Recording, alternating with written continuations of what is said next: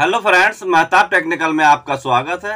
आज की हमारी वीडियो एक वॉशिंग मशीन के बारे में है। यानी कि आज हम इसमें समझेंगे कि हमारा जो फॉल्ट होता है तो वो फॉल्ट किस वजह से है। तो आज हम आपको कुछ ऐसा सिस्टम बताएंगे कि जिसके वजह से आपको ये पता चल जाएगा कि हमारा ये फॉल्ट किस जगह पे है। तो हम आपको आज इस बारे में जानकारी देंगे। तो हम ये पहला फॉल्ट ये बताते हैं, अगर वॉशिंग मशीन आपकी आवाज़ कर रही है, यानी चलने में घर घर की आवाज़ आ रही है, तो आप ये समझ लें कि वो आवाज़ जो है आपके जो है गैर बक्सा जो है वो गैर बक्सा जो है आपका फॉल्ट कर रहा है। वो उसके जो अंदर गैर होते हैं वो गैर थोड़ा घिस गए हैं, जिसके वजह से वो आवाज़ कर रही है। तो देखिए, सबसे पहले बात तो आपको दिखा दें, ये हमारा ये गैर बक्सा होता है, इसके ऊपर बेल्ट चढ़ी होती है, तो इसके अंदर गैर होता है और ये जब ये चलती है तो गैर घिस जाता है, तो ये क्या होता है, वो रगड़ खाती है, जिसके वजह से ये आवाज़ होती है। तो और दूसरा क्या होता है, अगर हमारा पल्सीटर, ये हमारा पल्सीटर इसको बोलते हैं, ये ऊपर रहता है, अगर ये हमारी वॉशिंग मशीन चल रही है, यानी कि वॉशिंग मशीन चल रही है और इस पे अगर हम ऐसे हाथ रख देते हैं तो क्या होता है, ये गिरा के ये रुक जाता है। यानी हल्का सा भी हाथ रखते हैं हम तो ये रुक जाता है। तो हमको ये समझ लेना चाहिए कि हमारा गैर जो है ये पूरी तरह से खराब हो गया है। अगर थोड़ा कम रहता है, काम चलाऊ रहता तो आवाज़ करता है, और जब ये पूरा खराब हो जाएगा तो ये लोड भी बिल्कुल नहीं लेगी। जहां आप रखेंगे तो इसमें गिर गिर के चलेगी, जैसे कि इसमें कुछ स्लिप कर रहा है। तो ये हमारे पल्सीटर के वजह से ऐसा मतलब होता है। गैर बॉक्स अगर पूरी तरह से खराब हो गया, गैर बॉक्स, तो फिर ये समझिए अगर आप इस पे हाथ रखेंगे तो ये लोड नहीं लेगी, रुक जाएगी, बल्कि गर की आवाज़ आएगी, क्योंकि यहाँ से बेल्ट हमारा चलता रहेगा, अंदर गैर जो है वो स्लिप हो जाता है, इसके वजह से ये हमारा चलेगा नहीं। तो और ये तीसरा जो हमारा पार्ट है, वॉशिंग मशीन अगर लोड नहीं लेती है, तो लोड न लेने की वजह, जैसे इसमें वॉशिंग मशीन ये चल रही है तो उस पर हम हाथ रखेंगे तो हाथ हम बिल्कुल रोक नहीं पाएंगे, एकदम इसको नाच जाना चाहिए। अगर ये इसे रुकने के बाद भी ये क्या होता है कि ये मतलब नहीं चलती है, यानी आवाज़ भी गिर की नहीं आती है, सीधे रुक जाती है, तो हमको ये समझ लेना चाहिए कि हमारी वॉशिंग मशीन जो है वो उसका जो कैपेसिटर है, जो कंडेंसर है, वो वीक हो गया है, जिसके वजह से हमारी मोटर जो है वो लोड नहीं ले रही है। और दूसरी एक वजह और भी हो सकती है लोड न लेने की, या तो आपकी बेल्ट जो है, जो मोटर से हमारे ये गैर बॉक्स पे लगी रहती है, तो वो भी हमारी लूज़ हो गई है, जिसके कारण से वो हमारी जो है मोटर लोड नहीं ले पाती है, केवल मोटर नाचती रहती है, यानी कि बेल्ट जो हमारा है वो चलता नहीं है। तो जो मेन वजह होता है वो तो कैपेसिटर है, और कैपेसिटर मान लीजिए आपका सही है तो आपका बेल्ट भी लूज हो सकता है, जिसके वजह से ये ऐसा खराबी आती है कि जो मशीन लोड नहीं लेती है। और चौथा पार्ट आपको ये बता दें कि जैसे कि हमारी वॉशिंग मशीन में पानी बहता रहता है, यानी कि उसमें जो है जैसे हम ड्रम में डाल देते हैं तो वाश सेक्शन में, तो क्या होता है धीरे धीरे करके पानी हमारा बाहर निकल जाता है। तो उसमें क्या होता है कि एक वो होती है कॉक पैकिंग, ये कॉक पैकिंग होती है। देखिए ये सब मॉडल में अलग अलग टाइप की आती है। तो ये कॉक पैकिंग हमारे जो है पानी को लॉक करती है।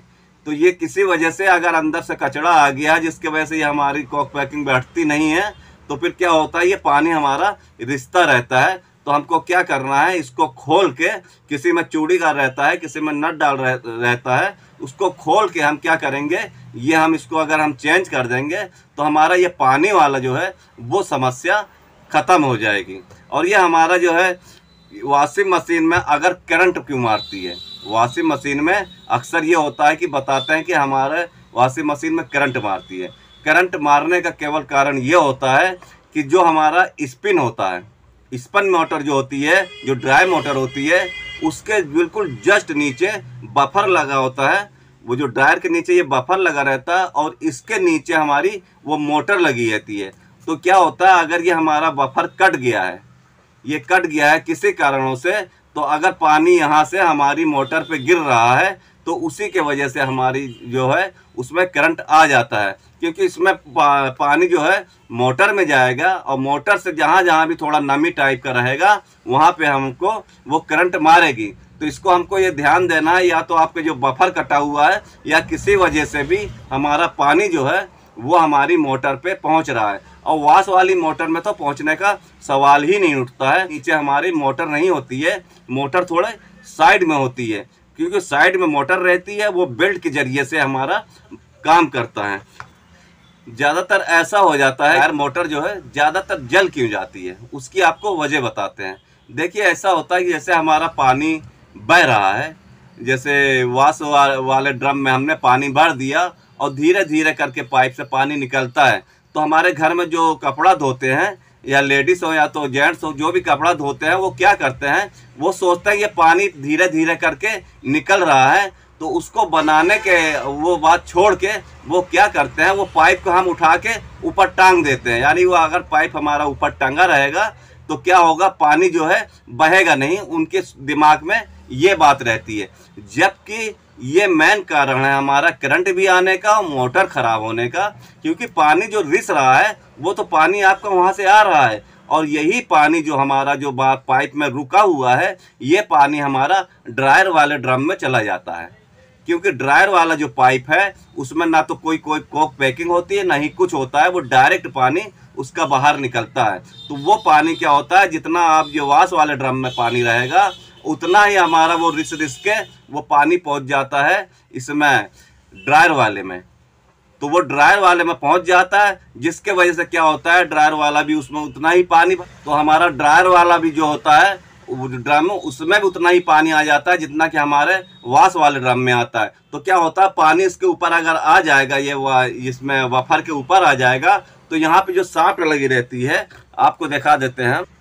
देखिए पानी आ जाता है अगर, तो देखिए इस टाइप से ये लगा रहता है। तो पानी जब इसमें हमारे वाश में जितना आएगा और रिस के वो जो पाइप में भरा रहेगा, जैसे हम पाइप ऊपर कर देते हैं, तो वही पानी जो है ड्रायर के हमारे तरफ चला जाता है। जब ड्रायर में आ जाएगा तो जितना भी पानी मान लीजिए आपने वाश में रखा है, तो उतना ही पानी धीरे धीरे करके उस लेवल में इसमें भी आ जाएगा, ड्रायर वाले उसमें, ड्रायर वाले ड्रम में।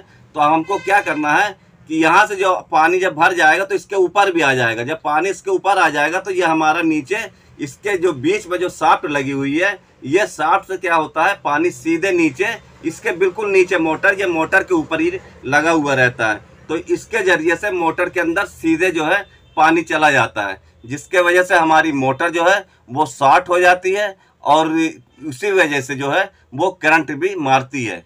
तो हमको क्या करना है कि अगर हमारा ये फॉल्ट होता है कि जैसे पानी रिस रहा है, तो हमको ये बात का ध्यान देना है कि हमको पाइप को बिल्कुल ऊपर नहीं उठाना है। बस हमको क्या करना है, वो जहाँ से ये कोक पैकिंग लगी हुई है, बस हमको वो कोक पैकिंग इसको बदल देना है। बस उस सब मॉडल का अलग अलग होता है। अब वो कोक पैकिंग ले जाके दुकान पे ले जा सकते हैं, उसी टाइप का आप दूसरा ला के सीधे लगा देंगे, तो आपकी ये समस्या बिल्कुल दूर हो जाएगी। ना तो करंट मारेगी और ना ही आपकी जो है स्पिन वाली मोटर जो है वो बार बार जलेगी। आपका ड्रायर चल नहीं रहा है, यानी कि अगर आपके जो स्पिन वाला है, कपड़ा सुखाने वाला है, वो चल नहीं रहा है, तो आपको क्या ध्यान देना पड़ेगा उसको चलने के लिए। देखिए या तो क्या क्या चीज़ देखना पड़ेगा। पहले बात तो आप उसको खोल के, ड्रायर का ढक्कन खोल के उसको हाथ से थोड़ा घुमा दें, क्योंकि कभी कभी ऐसा होता है बुश थोड़ा जाम हो जाता है या काफ़ी दिन से रखा रहता है, तो बस बुश पकड़ लेता है, जिसके वजह से वो घूमती नहीं है। तो उसको घुमाने के बाद अगर वो पकड़े हुआ होगा तो वो चलने लगेगा। और तीसरी बात है, जो हमारा जो ब्रेक होता है, जो हमारा मोटर के ऊपर ब्रेक लगा हुआ होता है, जैसे मोटर के ऊपर ब्रेक लगा हुआ होता है, ये देख सकते हैं आप, ये ब्रेक लगा है, तो ये ब्रेक जब हमारा काम नहीं करेगा, ये देखिए ये ब्रेक ये है, अगर ये ब्रेक मान लीजिए इसमें लगा रह गया, इस टाइप से ऐसे दबा रह गया, तब भी ये हमारा जो है, ये हमारा ऊपर से ड्रायर नहीं नाचेगा। तो हमको ब्रेक का भी ध्यान देना है कि ब्रेक हमारा जो है इसमें लगा हुआ तो नहीं है। अगर लगा रहेगा तो तब भी नहीं चलेगा। और दूसरी बात है, अगर इसमें करंट ही नहीं आ रहा है, यानी कि पता ही नहीं चल रहा है, यानी मोटर बिल्कुल आवाज़ नहीं कर रही है, कभी क्या होता है कि हम उसको चालू करते हैं तो कोई रिस्पॉन्स नहीं मिलता है, और कभी ऐसा होता है जब हम चालू करते हैं तो हूँ की मोटर की आवाज़ आती है। तो हमारी अगर मोटर की आवाज़ आ रही, तो जितना हमने अभी आपको सिस्टम बताया है कि ब्रेक जाम हो सकता है या तो ऊपर से बुश जाम हो सकता है, जिसके वजह से ये हमारी नहीं चलती है। अगर मान लीजिए बिल्कुल आवाज़ ही नहीं आ रही है, तो हमको ये ध्यान देना पड़ेगा कि हमारी वायरिंग देखना पड़ेगा। वायरिंग से लेके हमको टाइमर देखना पड़ेगा, और टाइमर के आगे एक जो है गेट, जो उसका जो ढक्कन खोलते हैं, उसके नीचे एक पत्ती टाइप की लगी होती है, जिसको सेफ्टी स्विच बोलते हैं। तो वो स्विच बोलना पड़ेगा, यानी कि आपका जो है सिस्टम, वो करंट आपका मोटर तक नहीं जा रहा है। सबसे पहले तो आपको क्या करना पड़ेगा, मोटर को निकाल के, मोटर के तीनों तार काट के आपको मोटर चेक करना पड़ेगा कि आपकी मोटर जो है वो ख़राब तो नहीं है। और मोटर चेक करने के लिए मेरी कई वीडियो पड़ी हुई हैं, उसमें आप देख सकते हैं कि मोटर किस प्रकार से हम चेक कर रहे हैं, उसमें कॉमन रनिंग स्टार्टिंग कैसे जाने, तो आप उसी प्रकार से जो है उसको चेक कर सकते हैं। अगला फॉल्ट है, अगर मान लीजिए आपकी ना तो स्पिन मोटर चल रही है और ना ही आपका जो है वाश चल रहा है, यानी कि दोनों में बिल्कुल ही करंट नहीं आ रहा है, यानी कि कोई रिस्पांस नहीं मिल रहा है, तो आपको मेन ध्यान देना पड़ेगा कि आपकी जो मेन लीड है उसमें आपका करंट आ रहा है कि नहीं आ रहा है। तो लीड को आपको चेक करना पड़ेगा, या तो आप जो लीड जिस बोर्ड में लगाते हैं उसमें आप चेक कर लें कि आपका जो है उसमें करंट है कि नहीं है, तो आप ये चेक कर सकते हैं। और नहीं तो अगर ये सब ठीक है, तो आप ध्यान देंगे कि हमारा जो मेन लीड आती है, इसमें से एक वायर पे जो हमारा मेन वायर होता है लाल रंग का, उसमें एक फ्यूज़ लगा रहता है। वो फ्यूज़ के बाद से हमारा दोनों सेक्शन में करंट जाता है, यानी कि वो हमारा फ्यूज़ पक्का ख़राब होगा, जिसके वजह से हमारी जो है ना तो वाश चल रही है ना स्पिन मोटर चल रही है। अगला फॉल्ट हम बताते हैं, यानी आपकी वाश मोटर एक ही दिशा में चल रही है, यानी कि चाहे वो लेफ्ट में चल रही हो चाहे राइट में चल रही हो, वो बिल्कुल रुकती भी नहीं है, फिर भी एक ही दिशा में नाचे चली जाती है। तो आपको बिल्कुल ये समझना चाहिए कि या तो आपका कोई वायर जो है टाइमर से आते हुए जो कंडेंसर तक जाता है, वो वायर कहीं से कटा हुआ है, या तो आपका टाइमर ख़राब है। बस इसके अलावा कोई तीसरी वो नहीं है मामला, ये समझ लीजिए आप। या तो आपका करंट जो है मोटर तक नहीं पहुंच पा रहा है, दोनों तार जो हमारे टाइमर से आते हैं लेफ़्ट राइट करने वाले, उसमें कोई तार कटा हुआ है, या तो फिर आपका टाइमर ख़राब है। तो आप वो टाइमर को चेंज कर सकते हैं, तो आपकी ये जो बीमारी रहेगी दूर हो जाएगी।